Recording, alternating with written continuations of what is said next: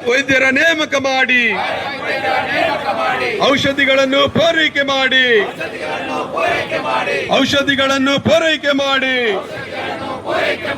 ಇಂಕಿಲಾಬ್ ಜಿಂದಾಬಾದ್, ಹೋರಾಟ ಸಮಿತಿ ಜಿಂದಾಬಾದ್, ಕಿದ್ವಾಯಿ ಜಯದೇವ, ಕಿದ್ವಾಯಿ ಜಯದೇವ ಆಸ್ಪತ್ರೆಗಳ ಘಟಕಗಳನ್ನು ಮಂಗಳೂರಿನಲ್ಲಿ ಸ್ಥಾಪಿಸಬೇಕು.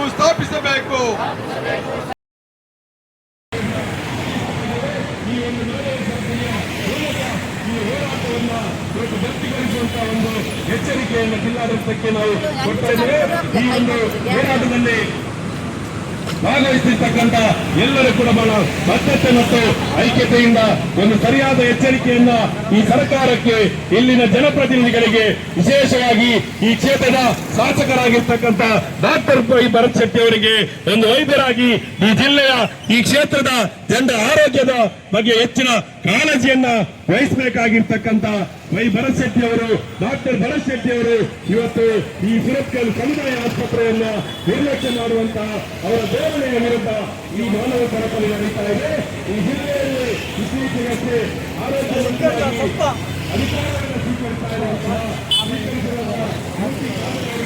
ಎಚ್ಚರಿಕೆಯ ಸಂದೇಶ ಈ ಮಾನವ ಸರಪಳಿಗಳನ್ನ ಕೊಡ್ತಾ ಇದ್ದಾರೆ.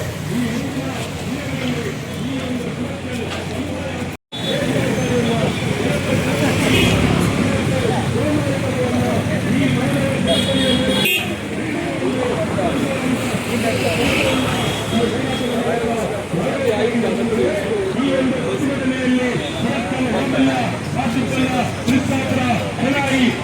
ಭಾಗದ ಅನೇಕ ಸಂಘ ಸಂಸ್ಥೆಗಳು ಈ ಹೋರಾಟದಲ್ಲಿ ನಮ್ಮೊಂದಿಗೆ ಕೈಜೋಡಿಸಿಕೊಂಡಿವೆ.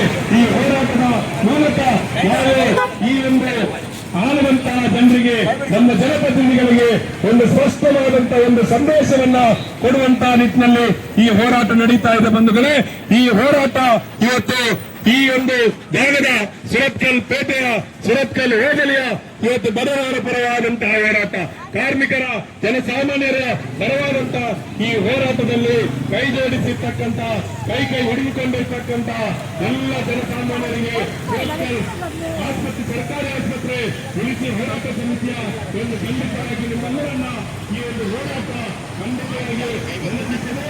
ಈ ಒಂದು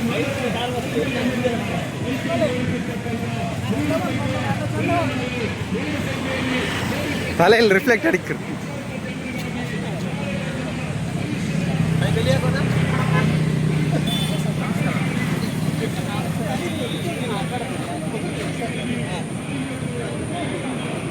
ವೈದ್ಯರ ನೇಮಕ ಮಾಡಿ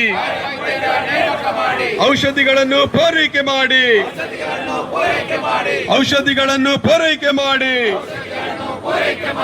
ಇಂಕಿಲಾಬ್ ಜಿಂದಾಬಾದ್, ಹೋರಾಟ ಸಮಿತಿ ಜಿಂದಾಬಾದ್, ಕಿದ್ವಾಯಿ ಜಯದೇವ, ಕಿದ್ವಾಯಿ ಜಯದೇವ ಆಸ್ಪತ್ರೆಗಳ ಘಟಕಗಳನ್ನು ಮಂಗಳೂರಿನಲ್ಲಿ ಸ್ಥಾಪಿಸಬೇಕು.